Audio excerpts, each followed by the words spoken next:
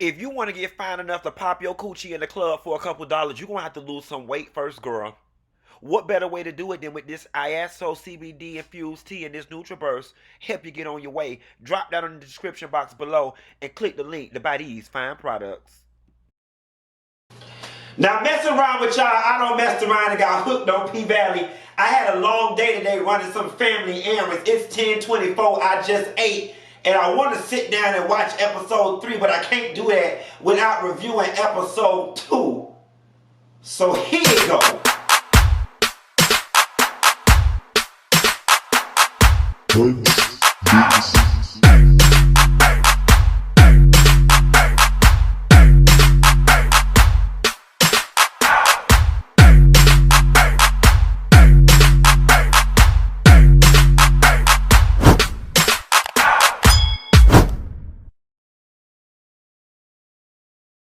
Nelson girl, y'all got me hooked on this old nasty stripper ass show, and God is not pleased. I'm finna fuck around and go to hell messing around with y'all and these Olympic grade ass strippers. But you know what? At least if I go, bitch, I'm gonna have a good time in this club.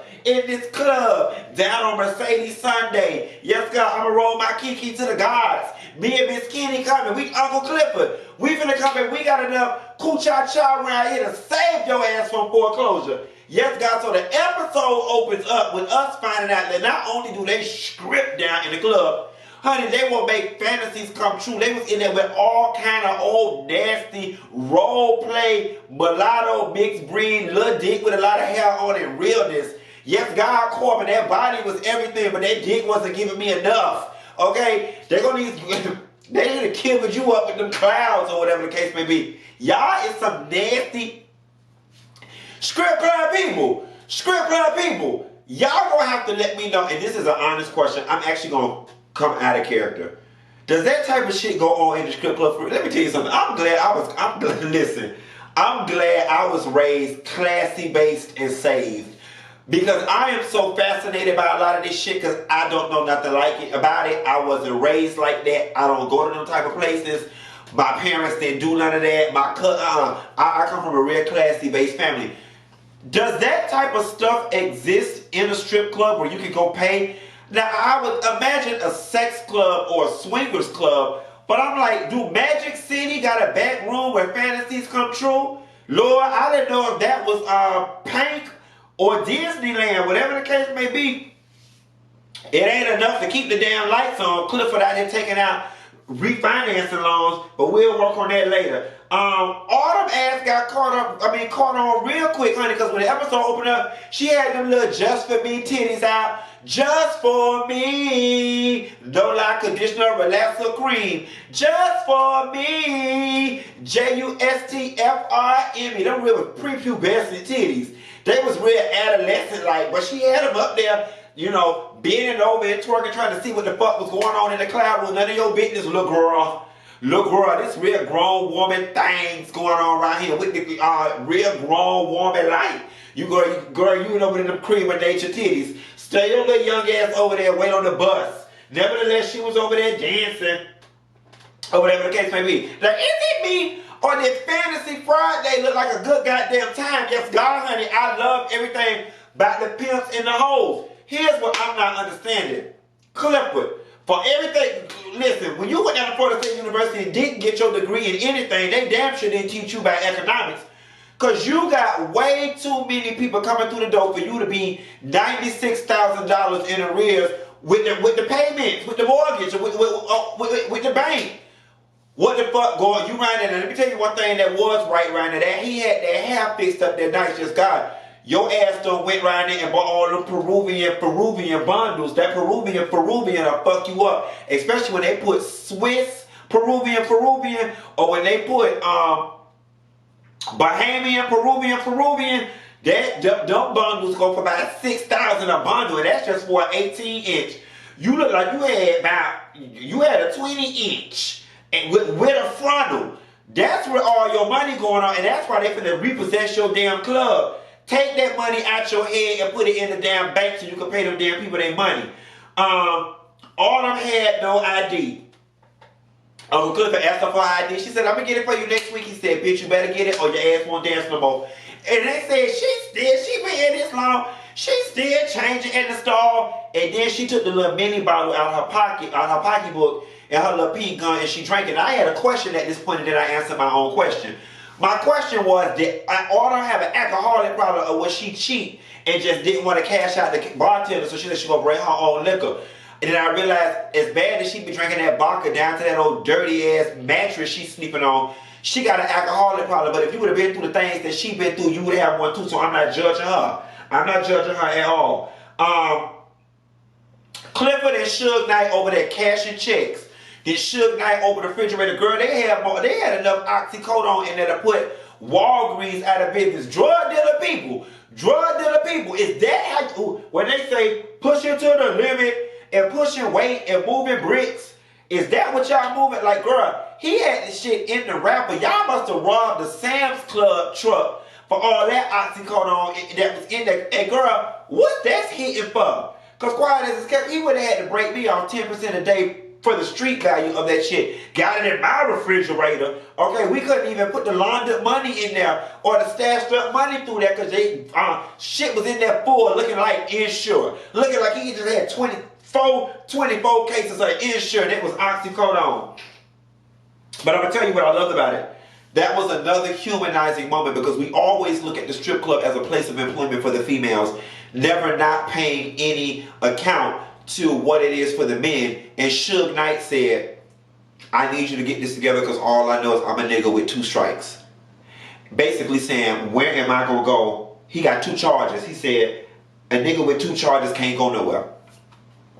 That's the God honest truth. It was another humanizing moment. We look at these bouncers, these people in the strip club, we look at them as pimps, we look at them as subhuman, we look at them as all these things without paying any mind to the fact that maybe this person is in this life because systematically they can't go any damn where else.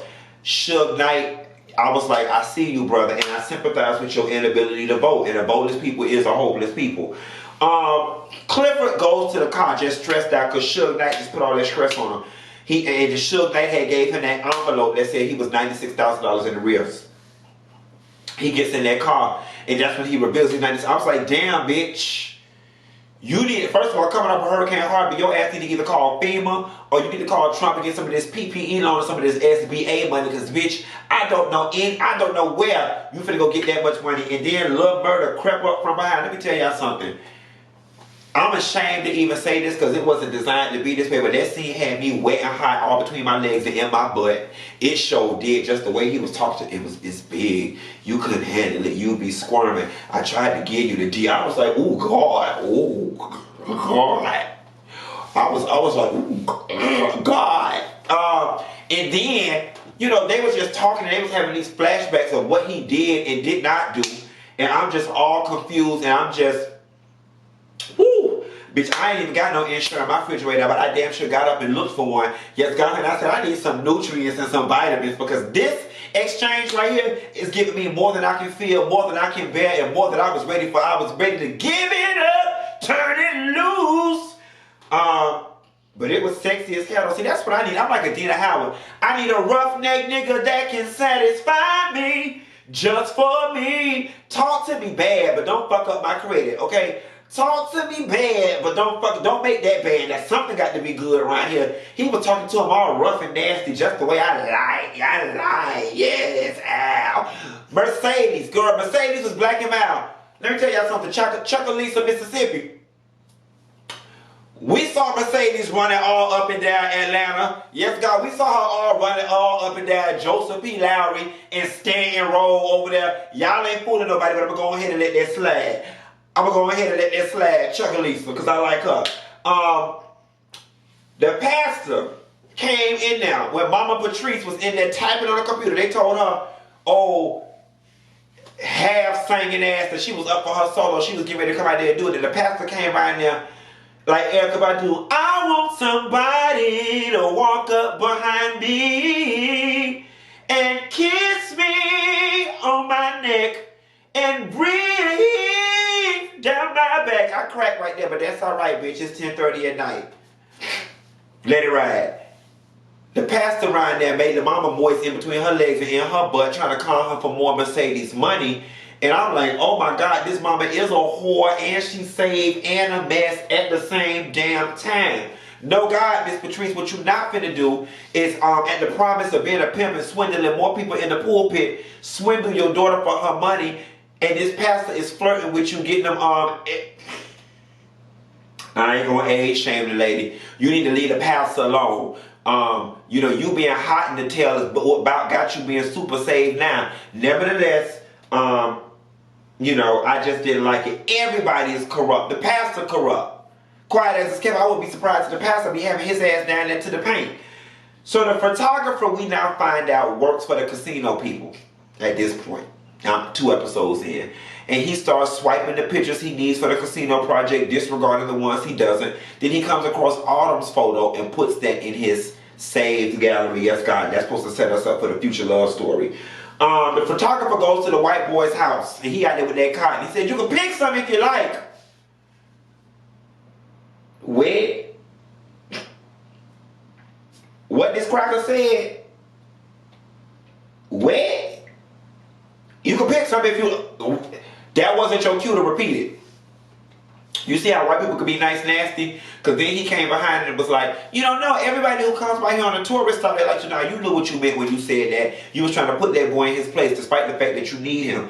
And in that moment, as he has some dialogue with the 2 white boys, we find out that Corbin, who was in the strip club getting spanked until he was bleeding in the back with whips and shit, is actually their half brother. He was the mistress's child, the maid, and whatever the case may be, and them boys is not happy.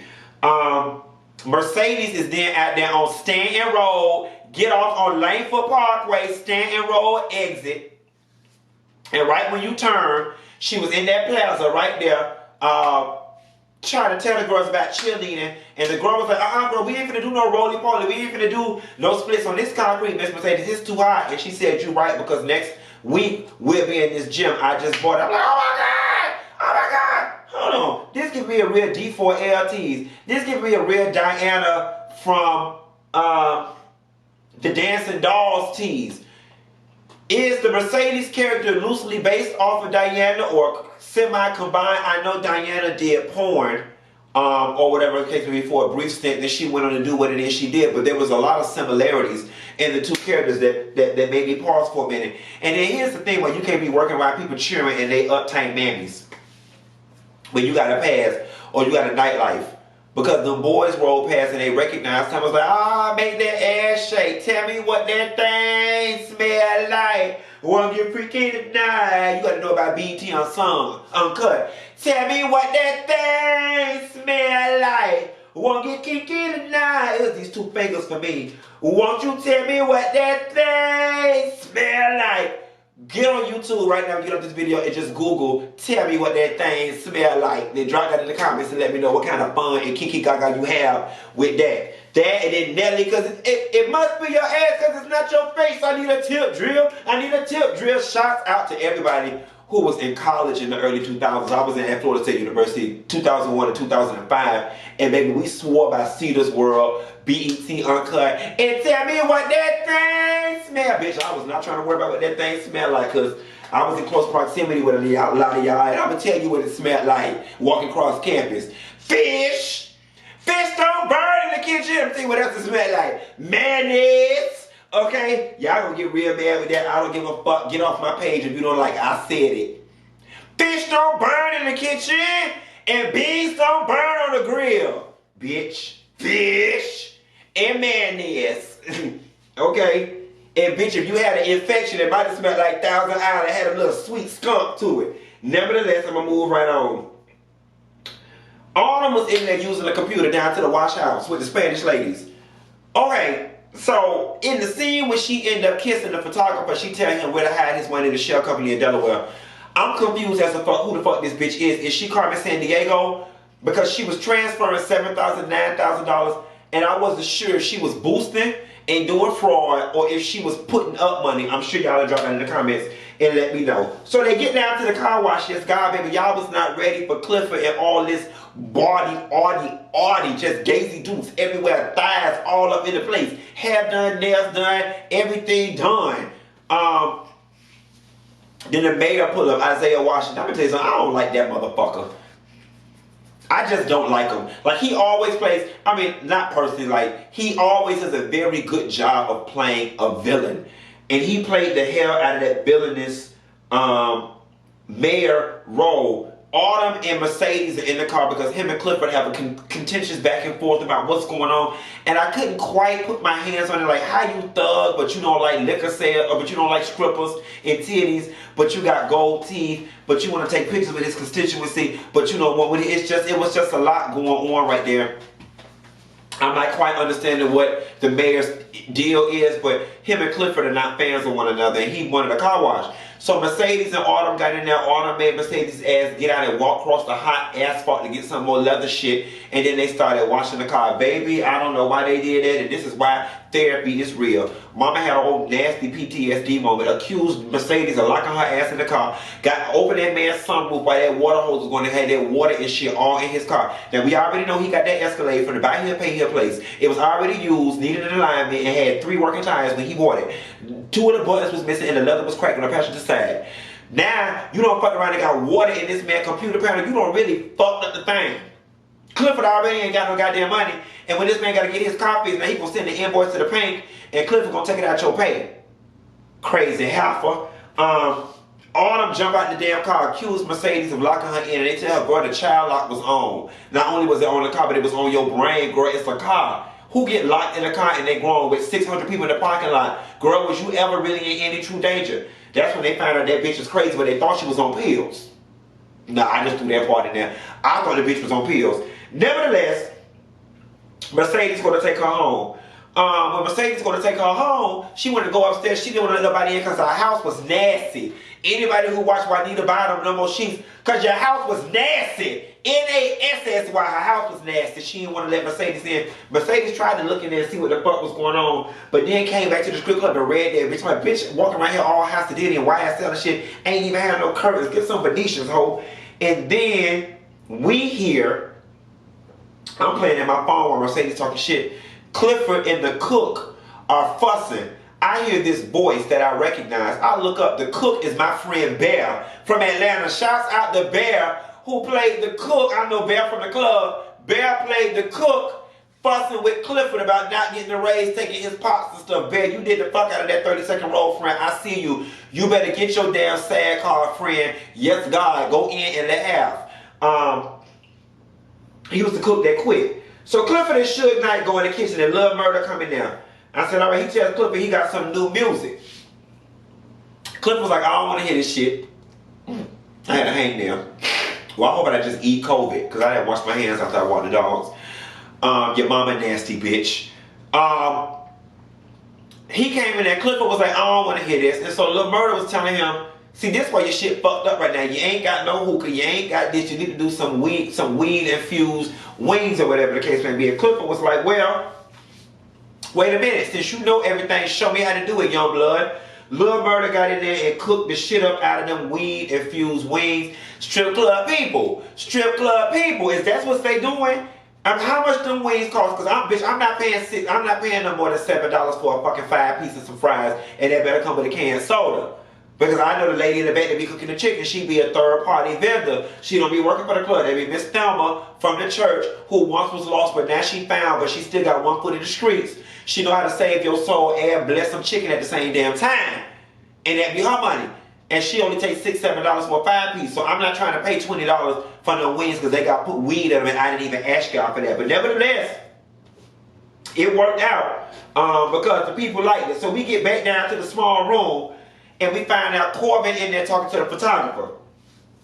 Let me tell you something. I love that old pimp Mama D strip talk lingo. Because they was asking who had money and Mercedes schooled them hoes. He said, one nigga in the strip club to spend money, 2 niggas in the strip club looking to make money. I said, yes, God, bitch, you better go ahead and school me and give me some useless information because I don't plan on meeting my man at the strip club. I plan on meeting him at the yacht club. But you girls that like P-Valley and Sweat Valley, y'all say y'all little ghetto asses over there, don't come over here because I'm rich like this and not like this, and we don't like y'all kind over this way. Nevertheless, that's cute for y'all who from that cut from that cloth. 1 nigga in the strip club looking to spend money, 2 looking to make. Remember that. Zip it and put it in your pocket. Autumn goes in the private room after they sitting over there talking about him. Mercedes comes in behind her and get rejected real quick, feeling some kind of way. Then she goes back to the other side of the bar looking in while Autumn putting them little prepubescent titties over there. Autumn probably didn't got no hair on her stuff, quiet as it is. It just got a couple strands, little young looking stuff, or whatever the case may be. And we find out during that exchange that Corbin do not want to sell the land. He want to lease it. Smart move. He said, let me tell you something. I've been shut out of this family and my birthright for so long. I'm going to make sure that me and generations to come have what it is we need. He tried to bribe the photographer guy. The photographer guy wasn't with it. Now the weed wings had him real high or whatever the case may be. He went back and forth and said, look, motherfucker, make it happen. I'll make it worth your while. Autumn was in there with him, and Corbin gave him some extra money to give to Autumn. They go upstairs to the boom boom room and they exchange scars. She had a C-section scar. He had a scar on his chest. That was really cute. It was very intimate. I'm just thrown by how these two are getting so intimate so quickly. Like, is there just a certain, like, cosmic situation going on with those two? They just trust each other so deeply and intimately so quick. It's a little weird for me, but I'll take it. Mercedes then goes and smokes with Clifford. And she like, basically, bitch, I know you in trouble. What you need? What you need? I guess she thought he was going to say 10, 15. That bitch said 55 stacks. Bitch, she almost ate that damn blunt. She said, double my goddamn money. Mercedes said, ooh, girl, I should have mind my damn business because I ain't got it like that. And I'm not finna not get my building to help you get yours. Or whatever the case may be. And she was like, Uncle Clifford, what you gonna do? And he said he got to figure about it. Autumn then gets the money from the photographer. I forgot his name. He gives it to him. She tells him put his money in the Shell Corp. And that's making me, y'all on episode 4, I'm on 2, so I still may not be known. I'm sure more has developed by then. Who is this broad that she's that smart when it comes to numbers, but yet this broke down? Autumn comes in the office to cash out. Mercedes blows up because she sees her with all that money. Autumn then gets a lesson from Uncle Clifford. You can't do that in front of the girls, especially when they didn't make no money, especially when they're intimidated by you.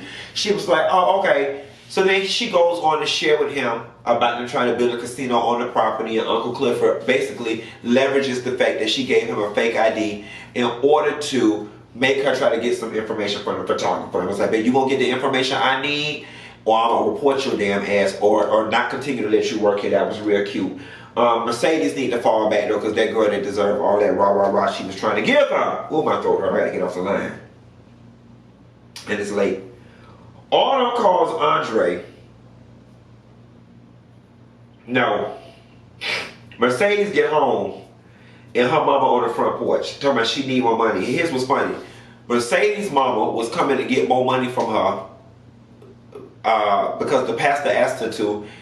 And Mercedes is in a situation where you coming for more, but I actually need a little bit that I gave you.